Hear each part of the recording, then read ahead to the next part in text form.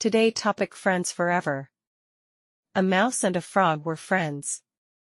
Every morning, the frog would hop out of his pond and go to visit his friend who lived in a hole in the side of a tree. He would return home at noon. The mouse delighted in his friend's company, unaware that the friend was slowly turning into an enemy. The reason?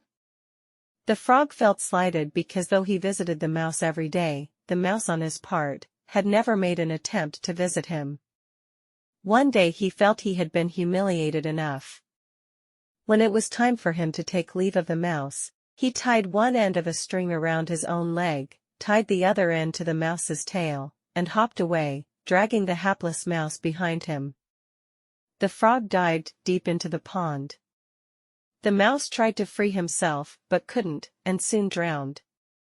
His bloated body floated to the top. A hawk saw the mouse floating on the pond's surface. He swooped down, and grabbing the mouse in his talons, flew to the branch of a nearby tree. The frog, of course, was hauled out of the water too.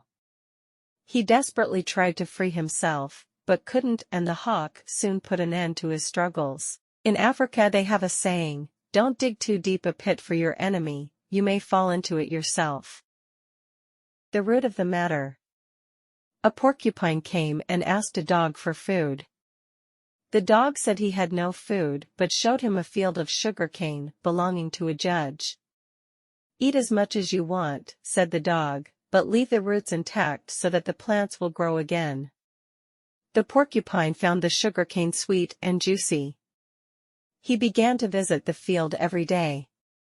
In the beginning, he ate only the stems, as directed by the dog, but after a few days he began to eat the roots too. One day the judge saw the destruction in his field and was very angry. He called the dog and accused him of destroying his crop. The dog said it was the porcupine that was to blame. The porcupine said he was innocent and suggested that the matter be settled in court. The judge agreed. The porcupine waited till winter set in. Then one chilly morning, he went to the dog's house and told him the judge had summoned them. When they entered the judge's chamber, the dog began to shiver with the cold. "See how he trembles, Your Honor," said the porcupine. "Isn't that a sure sign of guilt?" "What do you have to say for yourself?" asked the judge, looking sternly at the dog. But the dog's teeth were chattering with the cold and he could not speak. Thinking that his silence was an admission of guilt, the judge pronounced him guilty and kicked him out of the house. Whenever a dog barks incessantly, Africans say he is warning the judge that the porcupine has got into his field. Royal servant. The king of Camara in Africa was a proud and stern man, feared by all his subjects. One day while sitting in his mud palace, surrounded by fawning courtiers and watched by a multitude of people who had come to see him, he was suddenly overcome by a sense of grandeur and loudly declared that he was master of the world and that all men were his servants. "You are mistaken," said a frail voice. "All men are servants of one another." A deathly silence followed the remark. The blood froze in the veins of the people assembled there. Then the king exploded in anger. "Who said that?" he demanded, rising from the royal stool. "Who dares suggest that I am a servant?" "I do," said a voice in the crowd, and the people parted to reveal a white-haired old man, leaning heavily on a stout stick. "Who are you?" asked the king. "I am Boubacar," said the man. "We have no water in our village. I have come to ask for a well to be dug there."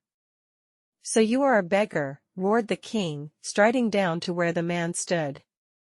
"Yet you have the temerity to call me a servant." "We all serve one another," said Boubacar, showing no fear, "and I will prove it to you before nightfall." "Do that," said the monarch. "Force me to wait on you. If you can do that, I will have not one, but 3 wells dug in your village. But if you fail, you'll lose your head." "In our village," said the old man, "when we accept a challenge, we touch the person's feet." "Let me touch your feet." "Hold my stick." The king took the stick and the old man bent down and touched the monarch's feet. "Now you may give it back to me," he said, straightening up. The king gave him back his stick. "Do you want any more proof?" asked Boubacar. "Proof?" asked the king, bewildered. "You held my stick when I asked you to, and gave it back to me when I asked you for it," said the old man. "As I said, all good men are servants of one another." The king was so pleased with the royal servant Boubacar's wit and daring that he not only had wells dug in his village, but also retained him as an advisor. The Tailess, Dassi. Long ago, the lion was the only animal with a tail. One day he decided that all animals should have a tail like him and got tails made for all the animals in his kingdom. When the tails were ready, he summoned all his subjects to his cave palace so that he could hand out the appendages. All the animals went except the dassi. The dassi felt too lazy to go and asked a monkey, going by, to fetch his tail for him. The lion had selected a small furry tail for the dassi. When the monkey explained that the dassi could not come and had asked him to bring the tail, the lion gave it to him. The monkey had been given a nice long tail, but as he was going home it occurred to him that the tail would look better if it were a bit furry towards the end. So he attached the dassi's tail to it. The tailless dassi. The dassi was very disappointed when he learnt that the monkey had kept his tail for himself.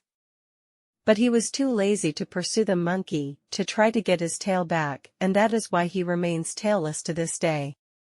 The three runners. In the days when whites ruled South Africa and apartheid was the law of the land, two middle-aged blacks met in a whites-only section of Johannesburg. One of them had a permit to work in the area, the other did not. This meant he could be put behind bars for trespassing into an exclusive zone. Suddenly, they saw a policeman coming towards them and froze. "Run," whispered the man with the permit to his friend. "I'll follow." They started running and the policeman shouting, "Stop, stop," began chasing them.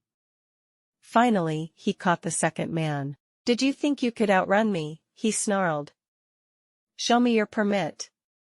The man, playing for time, began fumbling in his pocket and finally produced his permit. The policeman was taken aback.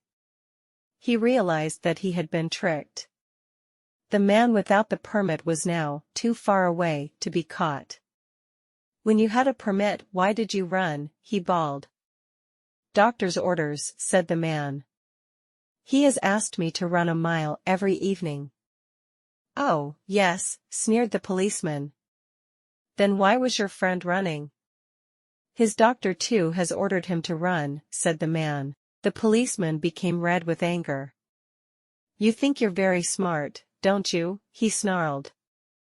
"But tell me, if you were only running for your health, why didn't you stop when you saw me running after you? And don't tell me you didn't see me chasing you." "I know you did." "Of course I knew you were running after me," said the man. "Then why didn't you stop?" asked the policeman, triumphantly. "It was stupid of me," said the man, "but I thought you too had been ordered to run by your doctor." "Thank you."